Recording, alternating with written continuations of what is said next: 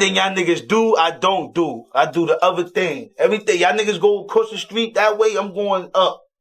Holla at your boy. I do other things, man. I don't do what y'all niggas do. I don't do what niggas do. I don't watch niggas' money. I don't care. I just do what I do. Well, a lot of, me from the hood, so people look at Bleak and don't understand the business he's doing, and they always look at Jay like, oh, yeah. But that's why, that's why you got like Yayo talking about, Jay don't take care of I don't need Jay to go on tour. Yo smoke hard coke, yo. Yo, chill. Yo, chill. You look like you need to be taken care of. You look like you need to go to the dentist. You need to look like you need to brush your teeth. You look like you need hygiene. You look like you need help. Tell your man 50 send you an ounce or something, yo. You do need that might help. need That's 2 why, ounces, nigga. That's why Paid in full movie, nigga. I got a G for every bump in your face, nigga. I promise you that, nigga. That's I promise you that, nigga. That's why he worrying about Peon, you broke, nigga. You know I got it, nigga. What's up? The bag is up. The bolsa. Hey, yo. Hey, Flea, where the bolsa at, Flea? Let me finish that off. The rap world just got flipped upside down again. And this time, Jim Jones is the one catching the biggest L he's seen in years. After running his mouth for way too long, Tony Yayo, 50 Cent's most loyal day one soldier, finally clapped back, and man, it got ugly. What was supposed to be another one of Jim's I'm That Guy interviews turned into a full-blown embarrassment in front of millions. Jim went on a podcast recently acting like he's above all the old beefs, trying to rewrite history like he was always the top dog of Harlem. He tossed slick shade at 50 Cent, saying stuff like G-Unit ain't relevant anymore and that 50 only stays hot because of TV. Wild, right? But Yayo wasn't about to let that slide. Everybody knows when you mention 50's name, Yayo turns into a lion, loyalty runs deep, and disrespect just ain't tolerated. So when Jim tried to downplay 50's legacy, Yayo pulled up calm but lethal. He didn't need to yell or joke around. He just started dropping straight facts that hit harder than a diss track. Ain't nobody taking care of over here, B. Yo, nah, you good, my nigga. I fucking love it. They deserve it. They need to hear this shit, man, because they bugging out here, all these niggas. Worrying about who taking care of who. We take care of we. Ain't no who nigga. Take care of who, nigga. You nigga. Know who doing it. We live. We getting money. Nigga. We take care of everybody. Nigga. We take care of each other. Nigga. That's a fact, my G. But linking back up with you, Jim, we missed out on a lot of opportunity, bro. But we ain't gonna miss it out going forward. We need to put some pain together, bro. Don't lie. In a fiery live stream, Yayo exposed what really went down back in the day. He said, Jim be talking like he's that dude, but he was begging 50 for features back in the day. Begging! That line blew up instantly. Fans lost their minds, flooding the comments saying, Yayo cooked him smooth, no cap. It wasn't just talk. It was a masterclass in calm destruction. One man stood on loyalty, the other got exposed for playing tough. The internet's got receipts now, and everyone's replaying that clip like it's a movie. Yayo didn't let up. He doubled down and turned that whole situation into a public roast session. He said Jim was out here playing both sides, trying to act cool with G-Unit while secretly dissing them behind the curtains. According to Yayo, Jim used to blow up 50's team nonstop, trying to hop on songs, get on tours, and ride that G-Unit wave. But once the calls stopped getting answered, Jim flipped the script and started talking slick just to make himself look relevant again. What a move, huh? Yayo wasn't having it. He called it exactly how it was. You can't be fake loyal in this game, bro. Either you real or you not. That line hit deep. Because if there's anyone who's proven their loyalty over and over, it's Tony Yayo. He stood by 50 through the beefs, the lawsuits, and even the blackballing from the industry. So when he spoke up, the streets listened. You could almost feel the shock ripple through the timeline, like, did he really just say that? Like I just said, we just came back off tour. Yeah. You know, with Fifth, and we still touring. Still. And I do my own tours too for people. Oh, yo. You see, I do my own tours. I did tours in Canada. I did a tour across the whole Germany and the Swiss Alps. And that's why I don't care about the hate. Cause I'm like, I got the possibility to do my own tour. Like something with Memphis Bleak. Memphis Bleak said to Nori, Yayo said Jay-Z didn't have us on tour like he did, or I eat my own halal. I eat my own halal too. If you want to say that, to Memphis Bleak, I just came off my last tour. All I'm saying is when you see Jay-Z in Setting, he never really, when he's doing a Beyonce show or whatever, you don't see Memphis Bleek on the stage or him being brought out. Within hours, fans started digging up old footage of Jim trying to act friendly with G-Unit, shaking hands and laughing like everything was sweet. But the internet never forgets. Old clips resurfaced, memes exploded, and suddenly Jim was being called Harlem's biggest flip-flopper. Twitter was on fire. People were calling him out left and right, saying, he just got checked by a soldier, not a CEO. You know, even if I'm doing the hype man shit with 50, he's bringing me out. I'm making money. I'm going to. That's that man girl too.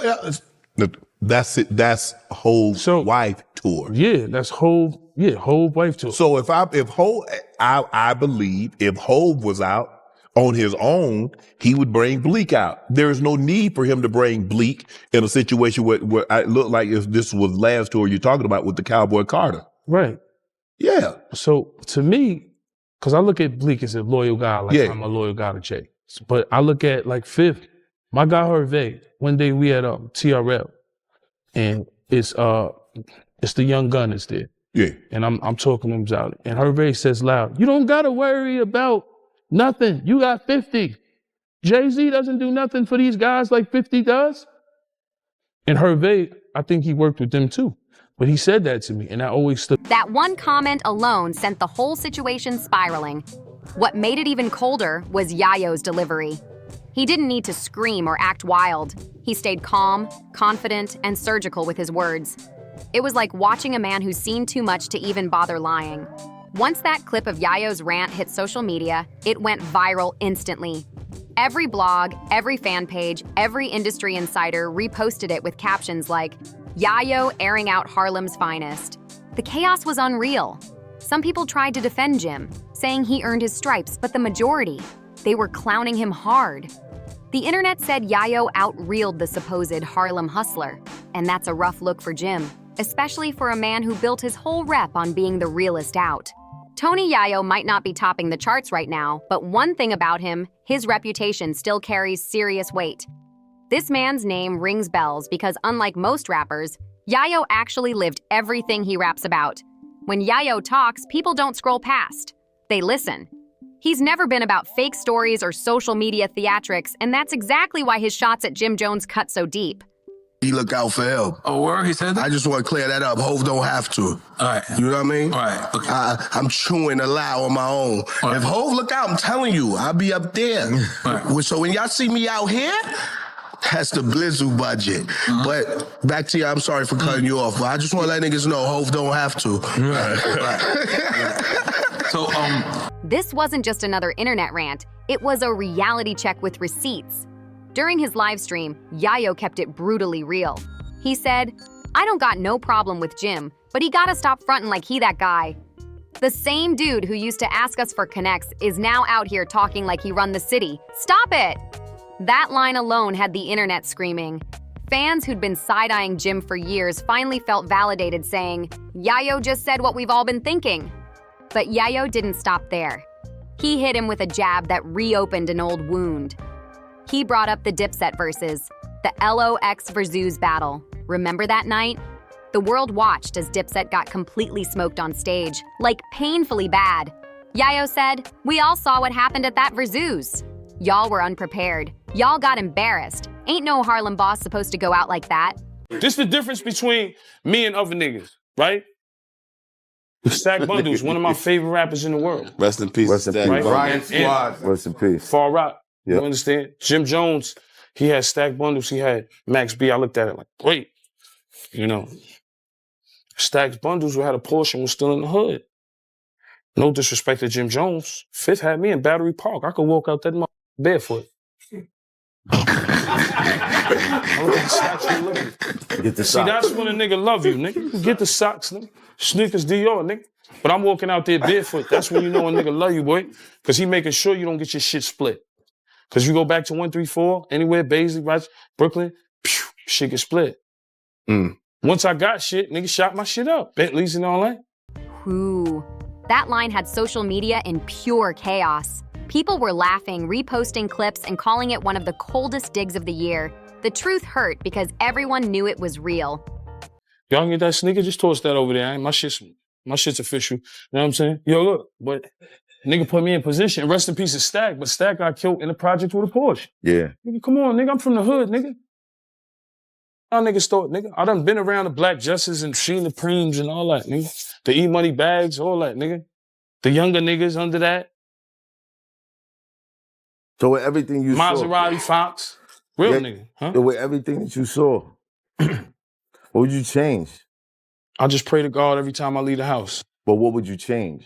Change what? Pass the cup. I heard you talk about all the shit you went through, all the shit niggas is still going through. What God got planned for you is planned for you, brother. God already knows what's planned for you in life.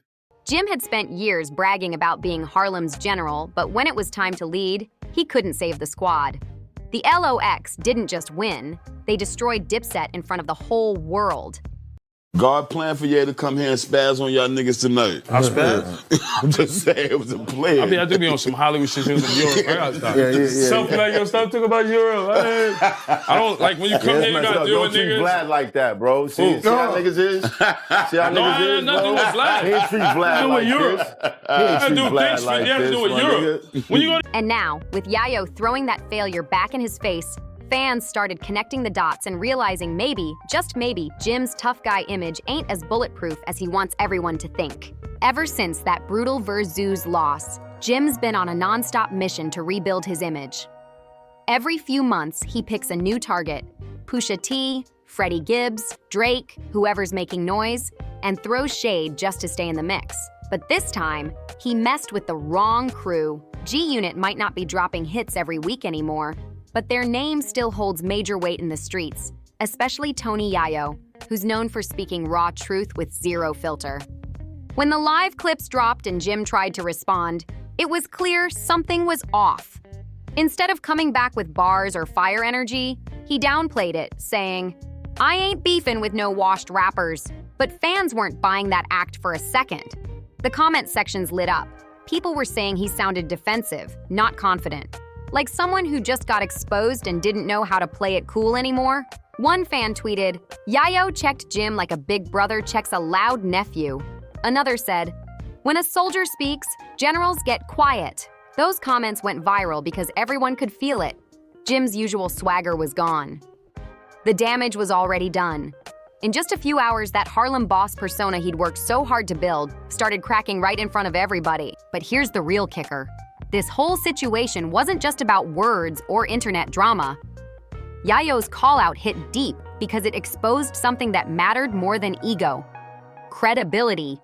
Jim's always been out here claiming he's street certified, talking about being outside and keeping it real. The problem is, when she was on the show, she had said that she had heard about you wasn't giving Stack money, but people don't know that when Stack asked you for the bread, you were going to the bank. I think the bank was closed. Something happened because me and Bino talked about it. I remember being there, and you was going to give him more money after the money he spent because we was on tour. He like, geez, I spent all that tour money, geez, on Pop, a bucket. Whatever he did, brought another Porsche, BMW. Like, yo, Pop, geez, you said closed mouth don't get fed, geez, I'm Pop, geez, I'm hurting. It's a fact. And when I told him, I said, yo, go get 25 grand from the bank tomorrow. He like, oh, yo, what's up with that Wrangler truck? I'm like, I left that shit in Brooklyn. I don't even want that shit. I don't even know what block it's on. Matter of fact, it's by the car shop where I got the Maserati from. He like, you let me get that, geez. I'm like, go take it. You probably got to get a new key. He like, oh, I'm going to go get that tomorrow, geez. You different, geez. But Yayo flipped the mirror and reminded everyone that talk is cheap if your actions don't match your mouth. That's the kind of truth no image can survive. And Jim just learned that the hard way. Yayo didn't hold back. He straight up said, "Being real ain't about interviews or cameras. It's about consistency, and Jim ain't consistent." That line hit like a punch to the gut. Instantly, it sparked a bigger conversation across social media about how today's rappers care more about image than integrity.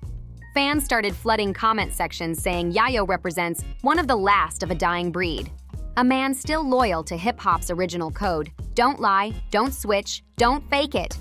Meanwhile, people started re-examining Jim's whole history. For years, he's been called out for flip-flopping between crews and changing narratives whenever it suits him. Yayo even reminded everyone that Jim wasn't always this self-proclaimed Harlem hustler he loves to brag about. He said, back then he was Cam's hype man. Cam gave him the look. Then when things got rough, he tried to become the boss. That one line had the internet yelling, facts! Because honestly, it's true. Jim rose to fame under Cam'ron's wing, riding that Dipset wave straight to the top. But when the crew started falling apart, he reinvented himself overnight as the CEO of Bird Gang. Sure, he dropped a few hits along the way, but the streets never gave him that same respect he kept talking about. It always felt like the reputation he wanted was louder than the one he'd actually earned. And that's when fans started digging. Old footage began resurfacing. Interviews of Jim praising G-Unit, hanging with 50, even calling him a real businessman. We all know the rest of the story. Why do you think that people have this misconception of what happened? Why do you think even her? Why do you think that? Where did that come from? Nobody likes to hear the truth. Because we were there. Bino get mad all the time. And he gets offended. And he was one of the people that called me. He was like, that's not true. They think that what they think is that Stack asked you. He told you he wanted to leave. They said that Stack told you he wanted to leave, he wanted to move, and you didn't move him out. But that's not true. You want to hear that story? All right, for Stacks and them, I was about to buy Stacks to give Max and Melly a whole brownstone in New Jersey. None of them wanted to leave the hood.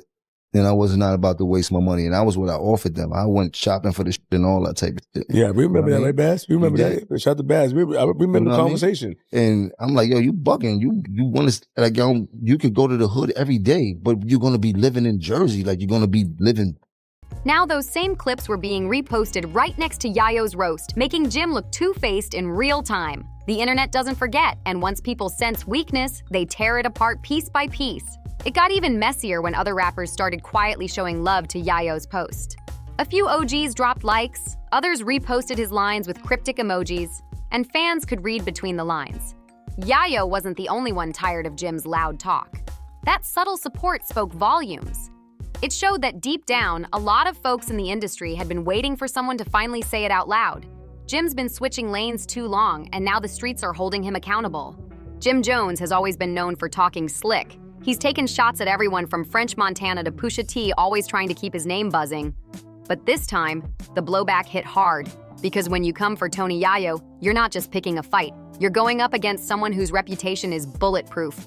You can't call Yayo a liar when everybody knows he's been 50 Cent's day one soldier since before the fame, before the money, before the cameras. People in the streets started saying Jim just got exposed by a man who never even wanted clout in the first place. And that's exactly what made it sting more. Yayo didn't need this moment. He wasn't chasing likes, features, or headlines. He simply wanted to set the record straight. And in doing so, he didn't just humble Jim. He reminded the entire hip-hop culture what real loyalty and authenticity actually look like. Better than, like, you heard, and you don't have to worry about paying for no rent or nothing like that. I'm just trying to get you niggas out the hood. Melly too. Melly ended up getting shot, right?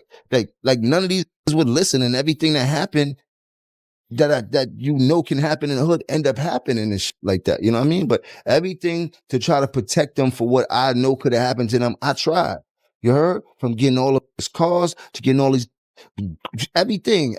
You can imagine everything. Private jets to Miami, hundreds of thousands in one weekend, 2 tour buses at Atlanta. Like, cannot front on how I had my boys moving. And I'm only talking about this because you was there. And you and Stacks were best friends. Or Bino, a couple others and like that. Other than I don't even talk to people about Stacks and what went on. But we were setting it out. This was not on our level when we was moving. And no way. Now Jim's in full damage control mode. Trying hard to spin the situation, but let's be real. It's way too late. The internet already crowned Tony Yayo the clear winner of this whole saga. And the craziest part? Yayo didn't even need a diss track, a verse, or a video. He just spoke the truth. That's the kind of loss you can't PR your way out of. Jim's been posting like nothing happened, flexing designer fits, showing off jewelry, talking about staying focused on business moves. But the fans ain't fooled for a second. Every new post turns into a roast session. The comments are packed with Yayo memes and jokes like, you begged 50 for a feature, and Dipset ain't recovered from that Verzoos or this. It's brutal. The same internet that once hyped Jim up is now tearing him apart, turning his every upload into comedy material. And the truth is, When someone like Yayo beats you without even trying, that's not just a loss. That's a legacy dent you can't fix with fame, fashion, or filters. Even the bloggers who usually rush to defend Jim stayed silent this time because there's just no defense for what Yayo exposed. While Jim's been ducking and dodging, Yayo's been chilling, doing calm interviews, staying collected, and doubling down on every word he said. In one clip, he made it plain. I ain't got no hate for Jim. I just tell the truth. Some of these rappers need to stop acting like legends when they still living off old hype. And that line, whew, shook the internet to its core. What made it hit even harder was that Yayo wasn't coming from a place of hate. He was coming from principle. He wasn't trying to start beef. He was holding Jim accountable. And now, fans are finally seeing the bigger picture. They're realizing that Jim's whole playbook has been built on talk, not truth. Every time the buzz dies down, he finds a new name to throw shade at, stirs up drama, trends for a week, drops a song, and then repeats. It's a cycle, and people are tired of it. But this time, he picked the wrong one. Tony Yayo doesn't chase clout, he guards loyalty, and that's a whole different kind of power. As the smoke clears, one thing's certain. Jim's reputation took a serious hit. You can rock all the designer clothes, show off diamonds, and flash your lifestyle, but once your credibility gets questioned by a man who's actually lived the code, that shine starts to look dull real fast. Fans are calling it the downfall of fake Harlem energy. Some even saying it's poetic justice after all the slick talk Jim threw around for years. It's wild how it came full circle. Jim didn't get destroyed by a verse or a diss track. He got destroyed by truth.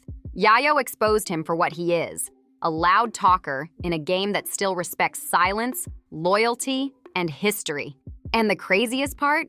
Yayo never even wanted beef. He just wanted to remind people that real recognizes real. Sometimes it only takes one street soldier to check a so-called general and remind the world that authenticity can't be bought or faked. In hip-hop, image might sell records, but authenticity, that lasts forever. So what do you think? Was Tony Yayo right to call him out, or did he go too far? Drop your thoughts in the comments, hit that like button if you're rocking with the real, and don't forget to subscribe for more stories just like this. See you next time!